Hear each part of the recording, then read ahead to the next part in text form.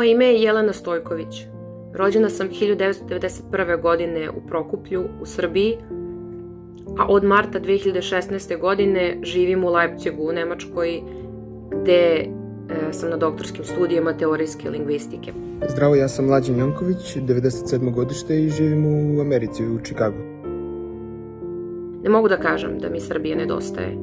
Nedostaju mi jako puno porodica i prijatelji koje sam za sobom ostavila kada sam se preselila, što oni koji su ostali u Srbiji, što oni koji su se iz Srbije preselili negde drugde po svetu. Najveću nostalgiju sećam, reklo bi se, kad su praznici, pogotovo novogodišnji i božićni. Eto, tad mi se baš dolazi u Srbiju, ali ovako u toku godine skoro svakog dana osjećam nostalgiju i hteo bih da dođem.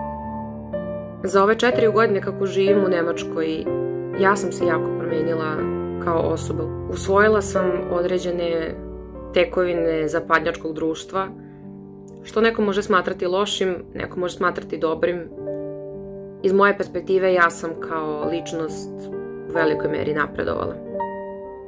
Da ne pominjem napredovanje u akademskoj karijeri i u velikom broju znanja koje sam u međuvremenu usvojila, koje se tiču pre svega teorijske lingvistike.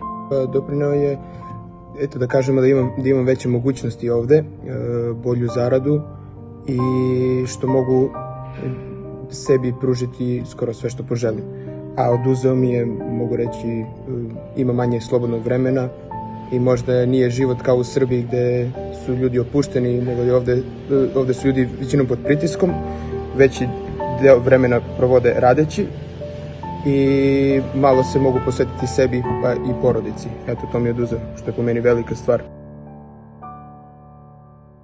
Mislim da bi se mnogo toga moralo promeniti da bih ja počela da razmatram nekakvo planiranje budućnosti u Srbiji. Za sada nemam u planu, moj plan je možda da pokrenem neki biznis ovde i tek tada bi se vratio u Srbiji, kada bih se ostvario u Americi, a da živim u Srbiji. Pa moraju da znaju gde dolaze, u šta dolaze i da ovde nema ispijanja kafa, izlazaka puno, da će morati da rade skoro 60% dana ako hoće da zarade dobro i da imaju za život, i da je mnogo teško, pogotovo ako se odluče da ostanu na crno, da je mnogo teško, da se papiri ne dobijaju lako i da će im nedostajati Srbija svakim danom sve više i više.